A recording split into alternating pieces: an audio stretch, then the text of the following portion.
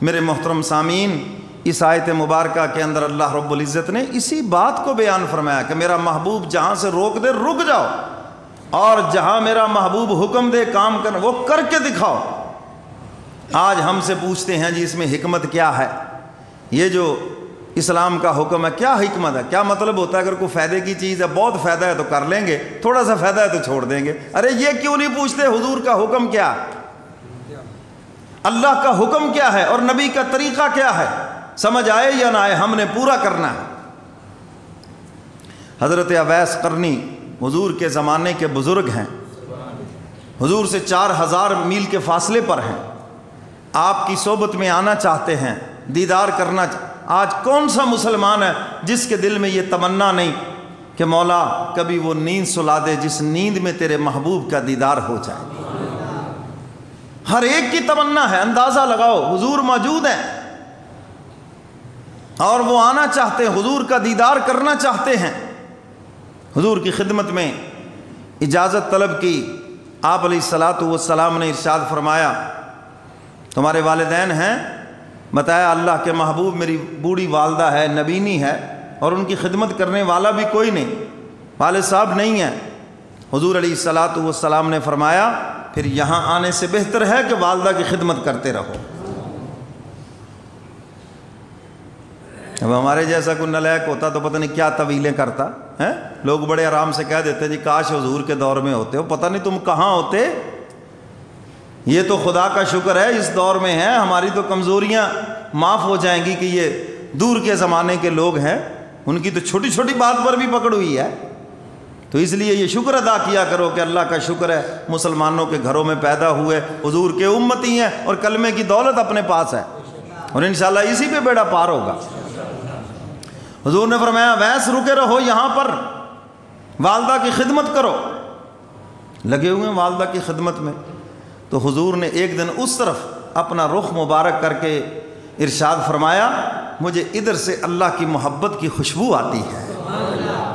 فرمایا عمر فاروق ہو سکتا ہے میرا وہ عاشق زندگی میں نہ آ سکے، لیکن اگر میرے دنیا چھوڑنے کے بعد آئے تو فرمایا ان سے اپنے لیے اور امت کے لیے بخشش کی دعا کروا لینا۔ وہ بڑے مستجاب الدعوات ہیں، یعنی جو بھی دعا کرتے ہیں حق تعالیٰ اس کو قبول فرماتے ہیں۔ جو ماں باپ کا خدمت گزار ہے اللہ اس کی دعاؤں کو قبول فرماتے ہیں۔ یاد رکھو آج کے نوجوانوں میں یہ بڑی بیماری ہے، دوستوں کے لیے ٹائم ہے، فیس بک کے لیے ٹائم ہے، سوشل میڈیا کے لیے ساری رات ہے، اور بوڑھے والدین کے لیے 10 منٹ بھی نہیں ہے۔ وہ بیچارہ بلا لے آؤ جی پاس بیٹھ، بس ابا جی آپ کی تو وہ پرانی باتیں ہیں۔ تو میرے محترم سامعین اپنے ماں باپ کی خدمت کریں، شام کو ٹانگیں دبائیں، سر دبائیں، خدمت کریں ان کی، والدہ کی خدمت کریں، دعائیں لیں ان کی، اور ان کے اوپر بے حساب خرچ کریں، کبھی حساب نہ لیں ان سے۔ آپ پر انہوں نے بے حساب ہی خرچ کیا ہے، کوئی حساب نہیں رکھا، تو اس لیے ان کی خدمت کر کے ان سے دعائیں لیں، وقت دیں ان کو، ان کے پاس بیٹھیں۔ بعضوں کو تنہائیاں مار جاتی ہیں، تو اس لیے ماں باپ کو خوش رکھیں، یہ تمہاری جنت ہے۔ حدیث مبارکہ میں ہے فرمایا باپ جنت کا دروازہ ہے، اور ماں کے قدموں کے نیچے اللہ نے جنت سجائی ہے، اور فرمایا یہ دونوں تمہاری جنت ہیں۔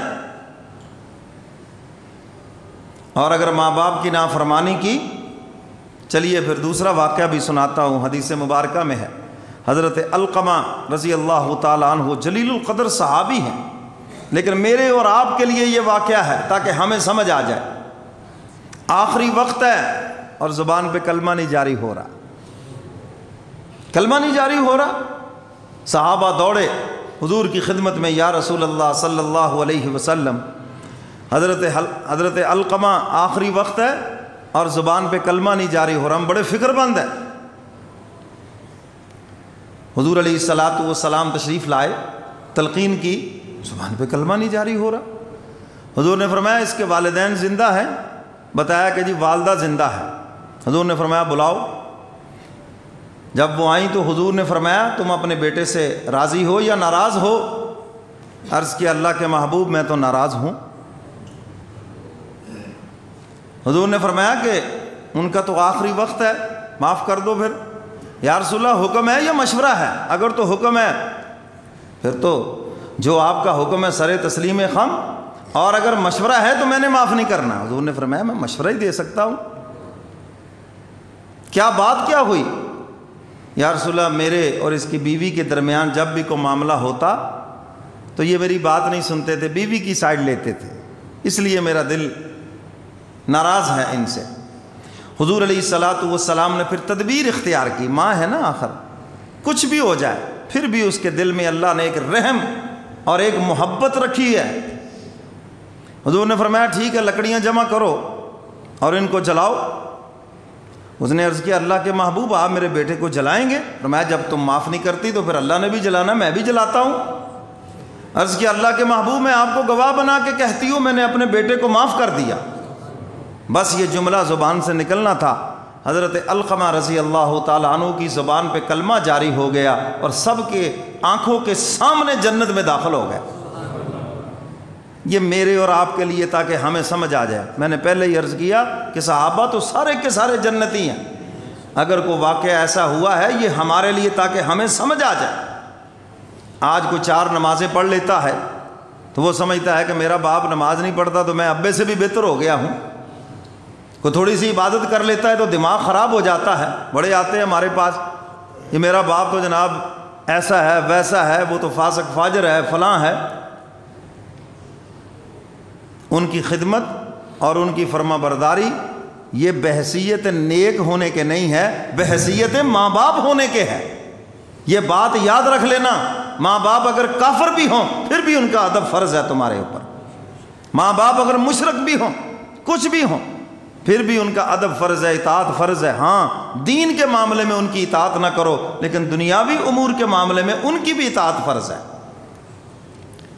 اللہ اس کے رسول کے حکم کے خلاف حکم دیں تو پھر تمہیں حکم ہے کہ ان کی تابع داری نہیں کرنی، اللہ کی تابع داری کرنی ہے، اس کے محبوب کی تابع داری کرنی ہے۔ لیکن اگر دنیاوی معاملات ہیں بظاہر کچھ نقصان بھی ہے تو برداشت کر لینا اور ماں باپ کی فرما برداری کرنا۔ تو حضرات صحابہ کرام نے فرما برداری کر کے دکھائی، اور جو انہوں نے اتنا اونچا مقام پایا اور جو دنیا میں جنت کے سرٹیفکیٹ پائے اس کی وجہ کیا ہے؟ حضور کی غلامی اور حضور کی فرما برداری، حضور کی اطاعت ہے۔ اور ایسی اطاعت کر کے دکھائی، غیر مسلم بھی دیکھ کے متاثر ہوتے تھے۔ ہم نے دنیا کے بادشاہوں کو دیکھا، ان کے نوکروں چاکروں کو دیکھا، ان کے ماننے والوں کو دیکھا، لیکن ایسے غلام کسی کے نہیں دیکھے جو کملی والے پیغمبر کے غلام ہیں۔ ہم نے ایسے فرما بردار کسی کے بھی نہیں دیکھے جو حضور کے فرما بردار ہیں، جنہوں نے کبھی کسی چیز کی پرواہ ہی نہیں کی، بس حضور نے حکم دے دیا، حکم پورا کر کے دکھایا۔ سامنے نہیں دیکھا کون ہے کیا ہے، اپنا نفع نقصان نہیں دیکھا، بس یہی دیکھا کہ ہمارے نبی کا یہ حکم ہے بس، اور اس کو پورا کر کے دکھایا۔ اللہ اکبر۔ کہنے والے نے